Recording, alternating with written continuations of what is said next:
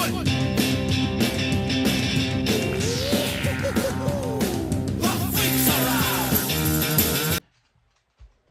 what's up everybody? Welcome back to another Major League Rugby breakdown video as always. Before we even get into it, man, hit that subscribe icon if you want to continue to support real independent rugby content from real creators from all corners of the globe. It's not just this yank over here in America. You got Scotland, England, New Zealand, South Africa. I mean, everybody here, heavy hitters, man. Hit the subscribe button. So another weekend in the books of Major League Rugby, 3/4 of the season now done. We're getting close to playoffs. Things need to get solidified here. If teams are looking to get those key victories, this is the time. Time is now to do it. And we started off the week with the expansion, Anthem of Carolina, still looking for that elusive first victory on their existence, visiting their closest rival in Old Glory, DC. This one, it started out a bit interesting. I mean, we'll go ahead and get into some of the key moments here. Starting off, Kel Hodgson, the first try, former Dallas Jackal. An interesting background with Hodgson. He gets a try at the 4th minute. Hodgson is a British national born in Thailand. His accent was described as international, which some people say my accent is at times. But he gets a try, and this is how it looked right at the 4th minute. The races, it looks like goes Zaridze in his starting debut, but chased down by a scrambling Old Glory defense, just desperate at that point to not let Anthem in. Unfortunately, the Namibian international Cliven Lobster does miss off to the left. But it's 5-0, 5 minutes into this one. Carolina out swinging early, and they didn't stop. They didn't stop. Junior Guffa gets a try at the 8th minute, and Lobster does convert that one. So it's 12-0, 8 minutes into this one. I mean, Carolina still looking for that first victory. They're coming out swinging left and right. But not even a couple of minutes later, a turnover. Escaro gets a quick dummy. He offloads it to Talatayana. He crosses. But they do. Jason Robertson does miss the conversion. So it's 12-5 at the 14th minute. Buckley gets a try a couple of minutes later. It's a penalty on Carolina, which led to a kick to a touch, line out. Buckley scores off the line out, and Robertson does convert. So it is 12-all, 20 minutes into this thing. And that would be it going into the half. 12-12 all. Looking, like I said, Carolina comes out swinging left and right. Unfortunately, English-born James Rivers gets the yellow card at the 43rd minute for Carolina. And, yeah, that definitely, they made him pay for that one as Scottish-born Stephen Longwell gets the try, his first of 3 on the day. At the 44th minute, Robertson does convert. The big man prop. Stephen Longwell is a prop. You're not expecting a hat trick from prop. Sometimes hookers. Yes, we saw Dewey Kutsia do it earlier in the season. But that's a beauty. A couple of minutes later, he does it again. Gets a little bit closer. Buckley and company. The pass inside. Whiteside getting a little bit closer. Now work the outside channels. Robertson. It's the 15. It's Humphrey trying to dot it down. He's close. Pass goes to the big man and Longwell. And the arms up. Away. Backup hooker out there. Corey Daniel trying to create some space. Here's Escaro. Long-time OGDC star. Works there.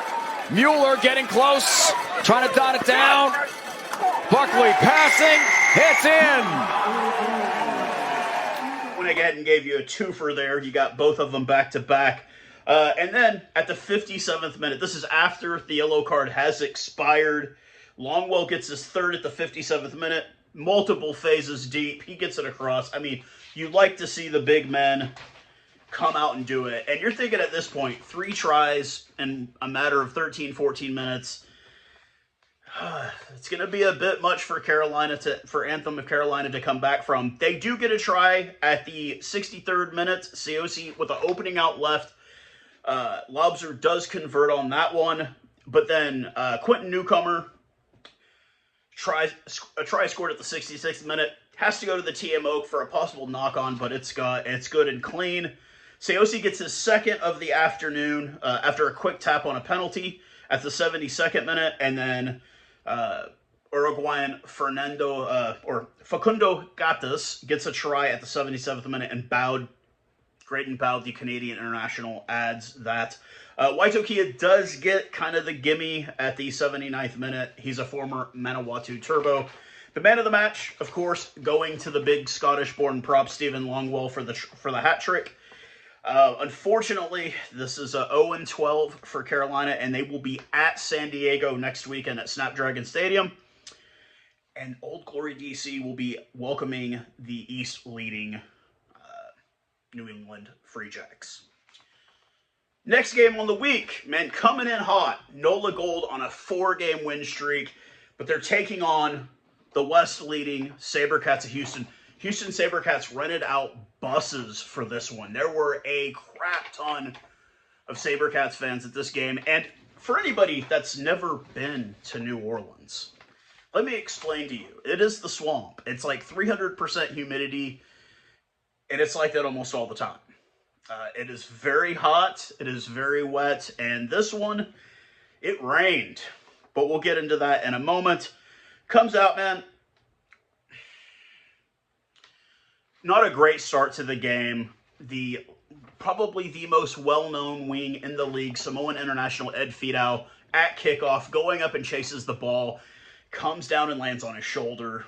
That is not the way NOLA wanted to start the game, with their best wing out immediately. We're talking like 30 seconds into this game. He's out. The replacement wing comes in. He struggles. The former Bull and Lion, Andre Warner, finds a spot, slips it in at the 3rd minute. Davey Kutzer, the former Bull, converts. Here's the highlight. There. No, he's trapped in. He trapped him and he can't move. Try to see if Reese Botha can get some meters on this kick. Charge down. And out the back. Will that be a try? That's the signal. Everything on him. There's like you said, Ian, the in-goal area here is really shallow. That's a great play by Andre Warner. So yeah, 7-0, 4 minutes into this one. Thinking, God, this might be a bad one for NOLA. And it adds, after a penalty, a kick to touch, Davey Kutzer, he's not going to miss. Ronan Murphy gets across at the 9th minute. Kutzer, of course, like I said, he doesn't miss. 14-0, 10 minutes into this one, and it's looking like it could possibly be a rout. But it kind of starts looking at like even more. 20th minute, Kenny Nosaki, he gets across. Of course, Kutzer converts, and it's just Momsen beats the tackle, gets the offload, and it's 21-0, 20th minute in, and you don't hear anything. You're hearing crickets from the NOLA Gold crowd and their team. Not really any responses, but eventually, OJ Noah, the Samoan international and former Chelsea Shark, gets across at the 39th minute, and Reese Botha does manage to kick the conversion. So it is 21-7 going into the half at this one after this beautiful try. Yeah, they're keeping it right there. I see him using the foot. Penalty, so his Philomoni with a big carry. So now you got to build fast here. The crowd is into it. Good, Monty. Oh, the gold mine's into it. Does he have support? He does, over the line, and he scores! Gold finally on the ball. On the board there with that ball, right there. OJ Noah over the line. Comes out in the second half. It is pouring rain. It's New Orleans. It's already wet and damp. Miserable conditions. And at the 59th minute, the try scorer, OJ Noah, it's a shoulder straight to the head. It is a red card. He is done for the evening. But that's not it. That's not it for the card activities on the afternoon. Ane gets a try. He gets a yellow at the 64th minute. It's a yellow because the guy kind of leans down, shoulder into head. 10 minutes in the bin. Then Johan Momsen gets one like 5 minutes later, kind of a high tackle. It was repeated infringements. And there's nothing to say about the second half. Not a single score tried. I mean, just lots and lots and lots of knock-ons. That's what it was. It was knock-ons. The ball was wet. It was the horrible conditions on the pitch in the second half. And Houston comes away, and with that victory, they have officially clinched a playoff spot in the Western Division. They improved to 11-1.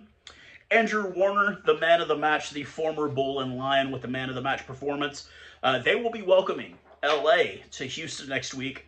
NOLA falls to 7-5, and they will be at Miami next week. Next one up on board was a must-win for Utah, according to their coaching staff.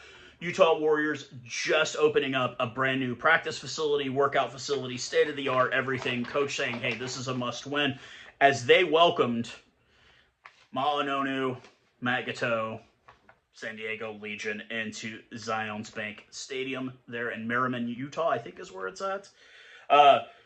This one kind of got started out quick. Utah comes out firing a line out at the 10th minute. Paul Mullen gets the ball, carries it deep. The Irish-born USA Eagle. He offloads it to Zion Going.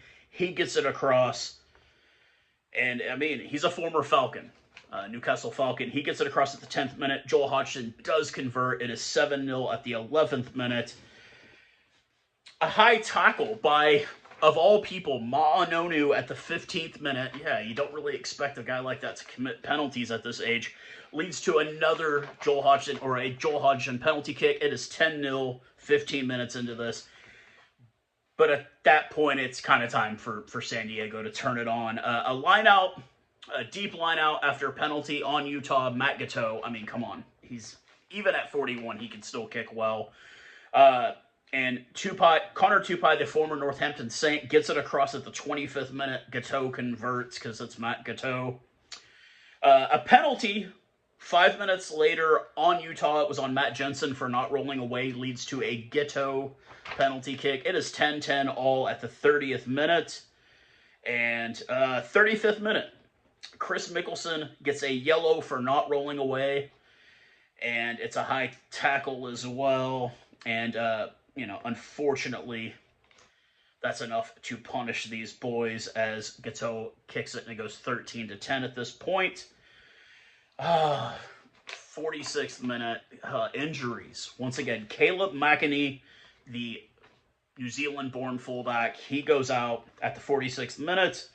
But then Kieran McClay does get the try at the 48th minute with, unfortunately, Hodgson does miss the conversion. 63rd minute, McClay, second on the day. And, yeah, Hodgson misses once again. But then, USA Eagle, Vili Helu, does this. That one blocked. Ilimoni Waganabet off the bench. And now the Legion on the break. A ball over to Helu, and Helu's going to dot it down. Viliami Helu makes it a 2-point game, and San Diego are going to try and tie this thing with the conversion. The former Moana Pacifica fly half Lincoln McClutchy does convert. It is 20-all at this point, and you're thinking, okay, is Utah going to make a move? And unfortunately, it never does happen, as Peyton Telealeo does get the score at the 80th minute. 80th minute here. And, of course, McClutchy does clear it, so 27-20 the final score. Do have to mention the replacement scrum half for San Diego, a fan favorite here in Dallas last year, the Salt Lake City-born Danny Christensen. I called him Hot Wheels Christensen. He is he's an older guy by league standards. He's in his early 30s, but he is an absolutely amazing scrum half to watch. If you watch anything, watch when he comes in the game and just look how he changes the dynamic of the game. He's very fast at the back of rucks, long hair, smaller guy, but I mean, usually your scrum halves are like that, but it's so great to see him still playing in this league after so many years. He started out with Utah, ended up in Dallas, and is now with San Diego, which is great because the guy is probably kind of, he's like the guy that probably never wears a shirt very often when he's not playing rugby, which I have come to find out is very true. Man of the match honors going to, it looks like, I did not. Oh, man of the match going to Blair Cowan for San Diego. San Diego improves to 8-4. They will welcome Carolina next week to the Snapdragon. And Utah goes to 4-8. It doesn't get any easier as they will be at Seattle next week. Next up, we had the defending Major League Rugby Shield champion New England Free Jacks welcoming the Dallas Jackals, the retooled, the rebranded Dallas Jackals to Quincy, Massachusetts. And, man, they wanted to come in with a fight. Jackals did not want to come in and lay down for this one. But, unfortunately, it is New England. Jason Putraz, even though he's not at 100%, he is still the reigning MVP of the league. And at the 6th minute, after multiple phases, we get this. Patras, well-timed. Connor Keys, a meter shy. Looking for that next phase. Patras will call his own number and dot it down. New England on the board first on this Sunday afternoon. To Connor Keys, got them. Once again, Jason Putraz with the try at the 6th minute. He does convert on his own try, so at the 7th minute, it is 7-0. But like I said, Dallas was not going in without a fight. Argentine-born Thomas Gavia gets a try at the 19th minute, and it went like this. 10 tries on the year. Line out in, ball is formed. Kotza looking to share the wealth, give the hooker the assist as Kobija dots it down with the punctuation. They're so dangerous. As you mentioned, Lincoln, this is the reason why Kutza sits on top of the try-scoring list. Tijo Elias, the also Argentine-born player, does convert, and it's 7-all at the 20th minute. Kind of a bit of back and forth. Man, at the 33rd minute, offside penalty on New England. Tijo Elias lines it up, boots it through, and we go in at halftime. Dallas leading 10-7 over the defending MLR Shield champions. And, oh God, the second half, the wheels just come off of this thing real fast for Dallas. Canadian international Andrew Quatrain gets a try at the 42nd minute. It was after a line out. Dallas did not release the ball on the restart, and he makes him pay. Of course, Putraz does actually miss the conversion. 3 minutes later, Wayne Vanderbonk gets a try. After an offside penalty, once again, penalty trouble, killing the Jackals. Putraz does convert on that one. And within 8 minutes, it goes from 10-7 to just being 26-10 real fast. As Canadian Ethan Fryer does get a try, and this is how that one looked. To a third try for New England.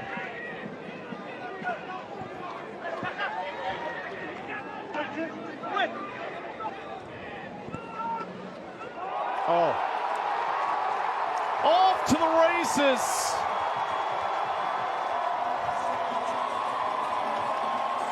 There's your try bonus point. Ethan Fryer, well, it's like he heard the starting gun of a 100-yard dash. And he was off, and he was not looking in any other direction apart from that try line. So, yeah, 26-10. It goes from 10-7 to 26-10 in 10 minutes. In 10 minutes. Dallas, man, just the penalties are stacking up. Then, finally, at the 57th minute, Dallas finally responds. It's a line out. Dewey Kutsia, leading try scorer. You're thinking, okay, yeah, it's going to go in. He's money. He offloads it to former Counties Manukau guy, Sam Tuafia. He gets it across. Absolute beautiful little offload. Give and get. Goes across, and it's okay. Are they going to be able to really come back in this one? Penalty, set piece issues, everything.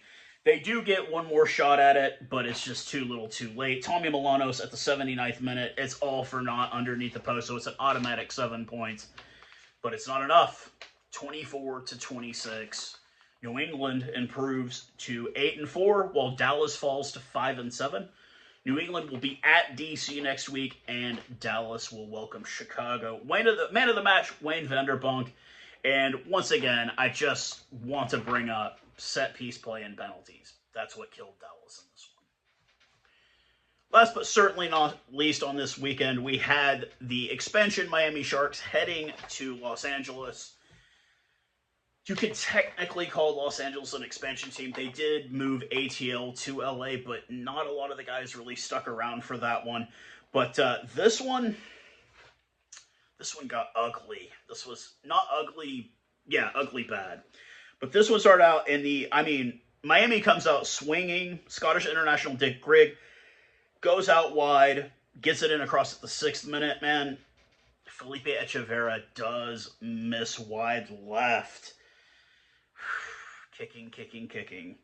24th minute, though, LA does get a penalty their way. I think it's a not rolling away penalty on Miami, and Emery does manage to kick the penalty. It's 5-3 at the 24th minute.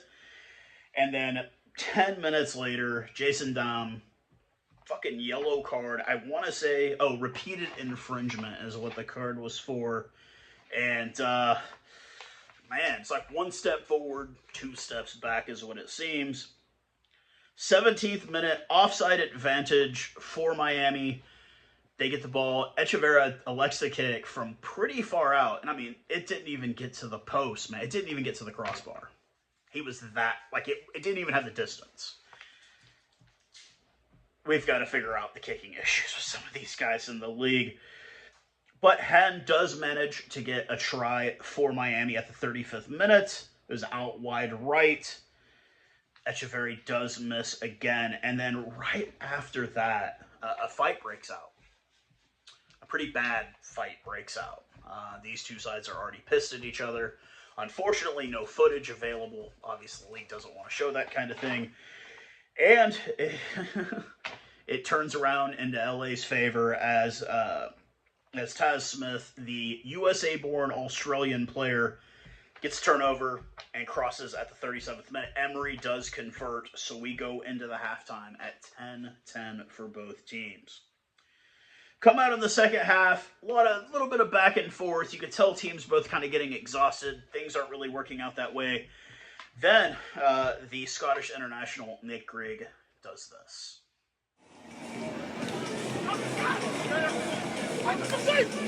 Yes, on the Stacey and Stabby will tell you what's up. Cabela, good feet. Grigg looking for a second. Here's Grigg, he'll dot it down. For them, so they decide to go off the top this time. I think they caught a lot of the LA team off guard here, and then Grigg just so direct, makes 2 defenders for LA miss, runs straight through the first would-be tackler. There it is there. That's number 16. And I don't already have to tell you, Echeverria does miss once again.